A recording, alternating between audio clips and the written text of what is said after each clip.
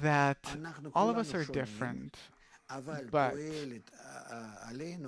now there is some one social norm that is working on us, and it works on you in one way, and it works on me in a different way, and to the extent to which each one of us is close or distant from this norm. And therefore, what follows is that all of us turn our inner richness, where each has tastes of his own and opinions of his own and the way he looks at life, we are turning into something very narrow, uniform, and I see it, suppose, in classrooms, in schools. So there are, suppose, I don't know, 15 girls. So out of the 15 girls, up to 5 of them, they're popular because they're like this and like this and like that. And all the rest is something which isn't exactly according to the standards and norms and fashion and so on. It was never to such an extent because no one looked at the norm, but each had a norm of his own. Everyone worked out of their own heart, like animals, suppose. I like someone fat, he likes someone thin, tall, short. You're talking according to the inner program. Yeah, and it's also many of the things are according to our mother. We take many of the things from our mother because we're looking in our wife for something very similar to our mother. And if we find in a woman something similar to our mother, we like it. By the way, the same goes for women. Researchers today show that women, suppose if a woman has older parents, she will prefer an older man. Now, with men, it works only according to the mother. In a woman, it works both according to the mother and also the father. Yeah. And therefore, accordingly, we're in a pretty distorted society where we don't have the ability to realize our natural inner urges in the right way. And this is the basis of all of the corruptions that we have in our society, that we meet, we enter certain relations, we get married, we have children, and our whole life long we see that it is not exactly what on the inside, it's not exactly what I would want. But I got married because it's customary and everyone's looking, and how can I take someone else instead of her? And she's educated, and she's like this and like that. Meaning, we're operating according to, say, models, social norms, and therefore we're unhappy. Does a person have the ability to find this inner voice of his that is guiding him towards the best possible thing for him? Can a person clean these background noises and this one norm that comes and makes everything one size, that this is in fashion now, that is, can a person get rid of this and listen to his inner voice?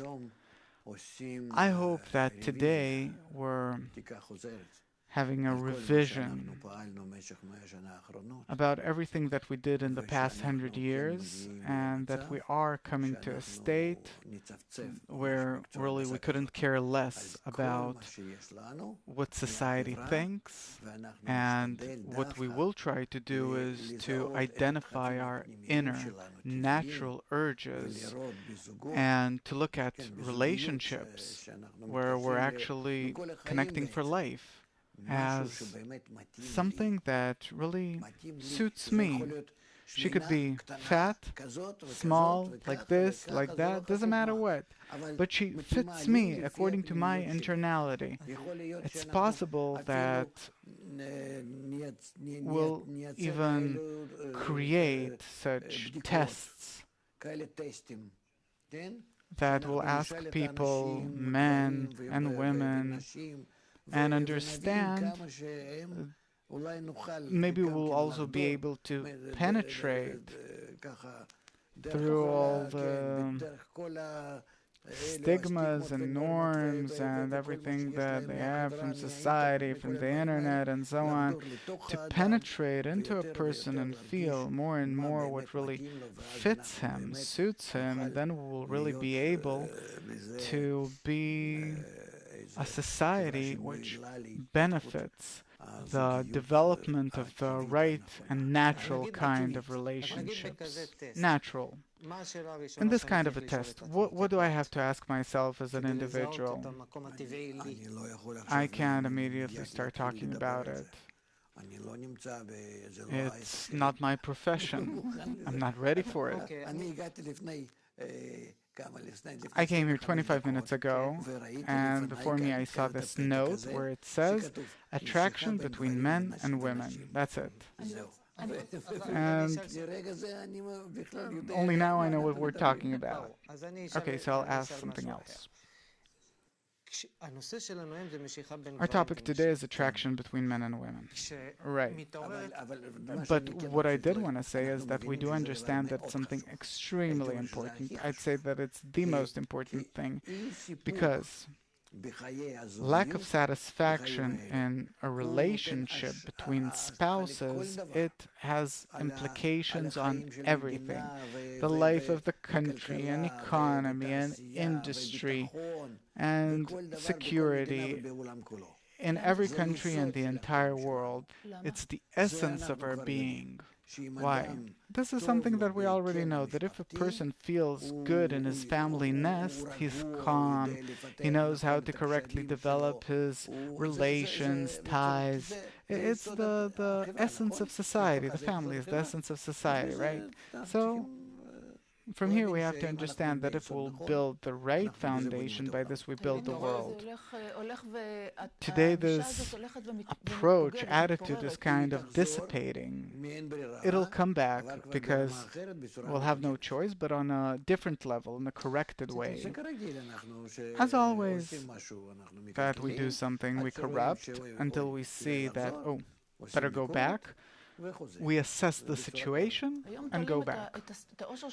Today, people rely their happiness not necessarily on the connection in the family or with the people close to them, but on money, status. No, no, no. It's simply that our society is built this way, that it aims a person, it pushes him at these achievements. It's incorrect. So much that I don't care about the profession, I don't care about money, I don't care about nothing. If I am in a balanced, good family with a wife and kids that I feel good with, and together we feel ourselves balanced, good, of course the man wants something more, beyond that, some kind of a development, but it will be only in addition to what he already has, because the peace and calm in the family will lead him to the right foundation from which he will correctly relate to life in general.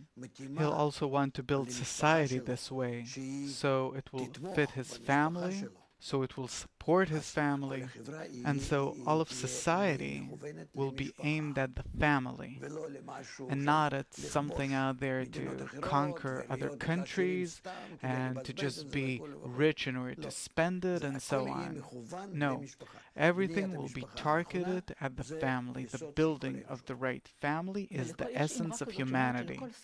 There's a saying that says that every person has a match. Is it true that every person has the spouse that fits him somewhere on earth?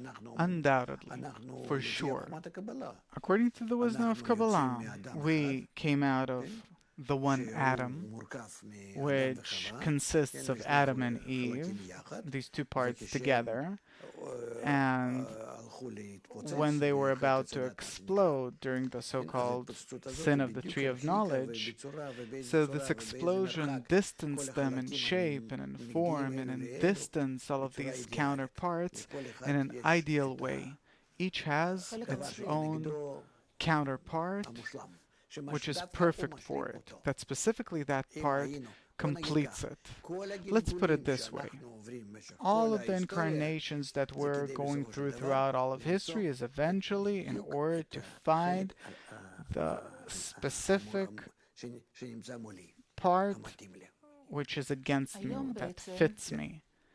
Today, actually, how to actually relate to the matter of attraction, because it's supposed to be a kind of a first step. Today, we're all the time attracted in all directions, and every man needs 1,000 women. Also, women today can't be with one man, which is completely unnatural according to a woman's nature, because we are very, very far from finding something that suits us.